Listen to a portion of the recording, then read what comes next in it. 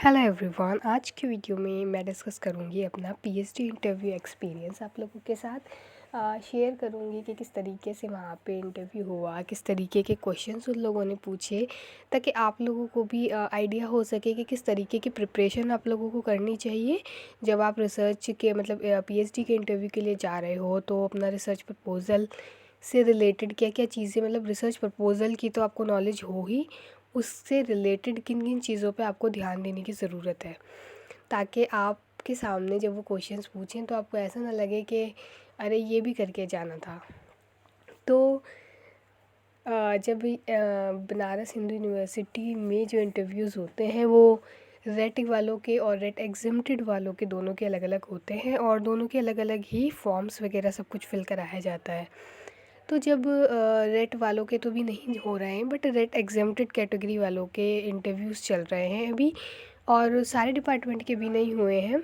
मैंने भी कॉमर्स के साथ साथ मतलब कॉमर्स में मेन में अप्लाई किया था, प्लस अलाइड के लिए इकनॉमिक्स में भी अप्लाई किया था। तो इकनॉमिक्स वाला ये इंटरव्यू अभी कंडक्ट हुआ कराया है यूनिवर्सिटी ने कुछ दिन पहले, और अभी मेन वाला रहता है, क्योंकि वो वैसे तो पहले होना था बट अभी पोस्टपोन हो गया है, तो देखते हैं अभी कब होगा। इंटरव्यू ऑनलाइन हुआ था क्योंकि कोरोना की वजह से पहले तो ऑफलाइन ही होना था, फिर बताया गया कि नहीं ऑनलाइन होगा। फिर देन आपको एक कॉल लेटर आता है, ठीक है, जिसमें आपका क्या रहता है, डेट एंड टाइम वो बता के रखते हैं कि इस डेट पे इस टाइम को होगा, बट उस टाइम में इंटरव्यू नहीं होता है। उसके बाद एक मेल आता है, जैसे मान लो आपका जिस भी दिन होना है उससे एक दिन पहले मेल आ जाता है कि आपका, जिसमें इंटरव्यू का लिंक रहता है।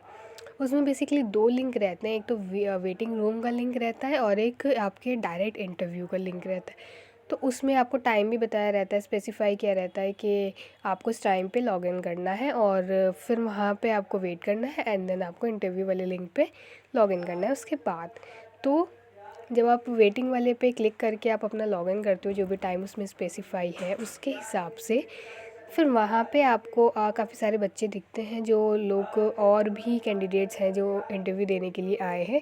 देन वन बाय वन एक एक का नाम अनाउंस होता है, और वो वहाँ से लीव करके फिर अपने इंटरव्यू वाले लिंक पे क्लिक करके मेल में से, जो भी मेल पे लिंक आया था वहाँ से क्लिक करके देन वो वाली मीटिंग को ज्वाइन करते हैं, और फिर आपका इंटरव्यू स्टार्ट होता है। इंटरव्यू पैनल में 6 से 7 प्रोफेसर होते हैं, और जो फर्स्ट क्वेश्चन मेरे से पूछा गया था जब इंटरव्यू ये सब कुछ हुआ, उसके बाद फर्स्ट क्वेश्चन जो उन लोग का था वो था related to UG and PG, के अपने आप यूजी और पीजी के बारे में बताइए। तो फर्स्ट क्वेश्चन बेसिकली ऐसा ही रहता है कि आप अपना इंट्रोडक्शन बताइए, क्योंकि जो भी कैंडिडेट है वो थोड़ा सा मतलब उसको काम करने के लिए होता है।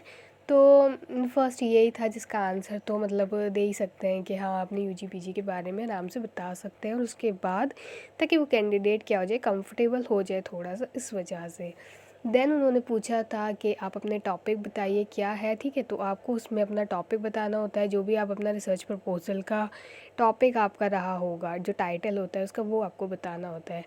उसके बाद उन्होंने पूछा था कि जो टॉपिक का एक मेन थीम होता है, असल में जो भी आपके टॉपिक का मेन थीम हो, अगर आपके टॉपिक में मान लीजिए दो चीज़ें टच हो रही हैं, ठीक है, जैसे मेरे टॉपिक में भी दो चीज़ें टच हो रही थी, तो अगर दो चीज़ें टच हो रही हैं किसी भी आपके जो टॉपिक है पूरा उसके अंदर, तो आप उन दोनों चीज़ों को कंप्लीट प्रिपेयर करके जाइए। क्योंकि अगर आप सोच रहे हैं कि नहीं फर्स्ट वाली चीज़ ज़्यादा बड़ी है मेरे लिए, और मेरा तो रिसर्च प्रपोजल इसी के ऊपर है, दूसरी वाली ऐसे ही मतलब है, तो ऐसा नहीं है। और जो भी चीज़ें टच हो रही हैं उन सब चीज़ों को आपको अच्छे से पता होना चाहिए, मतलब उनकी कंप्लीट नॉलेज आपको लेके जानी चाहिए।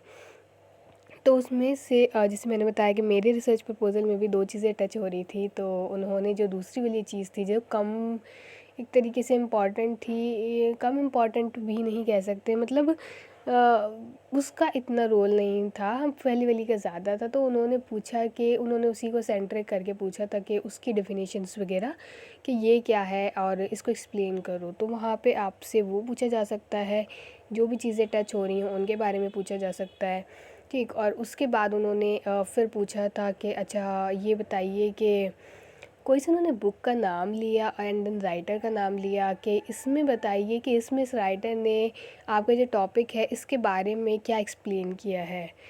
एंड देन ऐसे क्वेश्चंस भी मतलब आपको आ सकते हैं, पूछे जा सकते हैं, तो प्रिपेयर रहिए उसके लिए भी। और एक एक प्रोफेसर ने ये क्वेश्चन पूछा था कि केरला में इससे रिलेटेड कौन सा वो चल रहा है, प्रोग्राम चल रहा है कौन सा इससे रिलेटेड।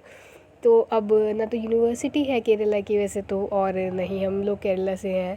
तो मतलब बस वो सर मुझे लगता है कि साउथ के थे, क्योंकि उनके बोलने से लग रहा था, तो शायद उन्होंने वो वहीं के होंगे, तो शायद उन्होंने अपने हिसाब से पूछ लिया। तो ऐसे क्वेश्चंस भी आ सकते हैं। मतलब ये है कि आपको करंट भी उसका अब पता होना चाहिए सारा, जितना कुछ चल रहा है कि करंट प्रोग्राम कहाँ पे, मतलब स्टेट वाइज भी अगर आपसे पूछा जाए तो थोड़ी बहुत नॉलेज उसकी लेके जाइए। तो इस तरीके के बेसिकली क्वेश्चंस थे। और हाँ, एक क्वेश्चन ये भी रहा था कि जैसे कि कॉमर्स से हैं तो फिर आप इकोनॉमिक्स, डिपार्टमेंट ऑफ इकोनॉमिक्स ने क्योंकि वो इंटरव्यू कंडक्ट कराया था, तो आप इकोनॉमिक्स में रिसर्च क्यों करना चाहते हैं। तो वो अच्छे से एक्सप्लेन उन्होंने कर दिया था। अगर आप मान लीजिए अपनी जिसमें भी आपका पीजी रहा है, कॉमर्स में रहा है और फिर आप इकोनॉमिक्स से कर रहे हैं, अगर आपने अप्लाई किया है, तो बहुत ज़्यादा चांसेस हैं कि आपसे ये क्वेश्चन पूछा ही जाएगा। और वैसे भी अगर आपने अपनी ही फील्ड में भी किया है तो भी आपसे पूछा जा सकता है कि ये तो नहीं कि आप इसमें क्यों कर रहे हैं, तब ये पूछा जा सकता है कि आप पीएचडी क्यों करना चाहते हैं। तो वहाँ मुझसे पूछा गया था कि आप इकोनॉमिक्स में क्यों करना चाहते हैं, तो वो अच्छे से एक्सप्लेन कर दिया था उनको। बट कुछ क्वेश्चंस थे, जैसे बुक वाला क्वेश्चन था और केरला वाला क्वेश्चन था। ये क्वेश्चंस मैं नहीं बता पाई थी क्योंकि मुझे नॉलेज नहीं थी, या फिर मतलब थोड़े हाई लेवल क्वेश्चंस थे। जो भी रहा हो, तो ऐसा कुछ आप लोगों के साथ ना हो तो आप वेल प्रिपेयर होके जाइए। अपने रिसर्च प्रपोजल में जितने भी टॉपिक्स टच हो रहे हो आपके टाइटल में, उन सबको कंप्लीट प्रिपेयर करके जाइए। और जो भी मतलब मेरा एक्सपीरियंस कहता है उसके बेसिस पे तो यही मैं बता सकती हूँ कि आप लोग उनको कंप्लीट प्रिपेयर करके जाइए, प्लस करंट प्रिपेयर करके जाइए कि कहाँ पे क्या चीज़ चल रही है। ठीक, उससे रिलेटेड छोटी छोटी अगर चीज़ें हैं तो वो पता करके जाइए। और प्लस आपका रिसर्च प्रपोज़ल तो तैयार होना ही चाहिए। ठीक है, रिसर्च प्रपोज़ल और उसकी पूरी रिसर्च मेथडोलॉजी। वैसे उन्होंने मेरे से एक भी क्वेश्चन नहीं पूछा रिसर्च के ऊपर, और मतलब रिसर्च से रिलेटेड कुछ नहीं पूछा, रिसर्च मेथडोलॉजी से रिलेटेड कुछ नहीं पूछा कि। और उन्होंने जो एक मैं बताया ना कि दो सब टॉपिक्स टच हो रहे थे टॉपिक के अंदर, तो उन्होंने दूसरे वाले से रिलेटेड भी कुछ नहीं पूछा, सिर्फ एक पे ही कंसंट्रेट किया। तो कुछ भी हो सकता है, वो किसी भी हिसाब से आपका इंटरव्यू ले सकते हैं, आपको वेल प्रिपेयर होके जाना है। तो बस यही कुछ हुआ था बीएचयू के इंटरव्यू में। अभी मेरा एक इंटरव्यू और रहता है बीएचयू में, जो मेन के लिए होगा, मतलब जो डिपार्टमेंट ऑफ कॉमर्स के अंदर होगा। ये तो डिपार्टमेंट ऑफ इकोनॉमिक्स वाला था। तो जब वो इंटरव्यू होगा तो उसका भी एक्सपीरियंस मैं आप लोगों के साथ शेयर करूँगी कि कैसा वो इंटरव्यू रहा और क्या कुछ उन्होंने क्वेश्चंस पूछे और वो वाला एक्सपीरियंस कैसा रहा।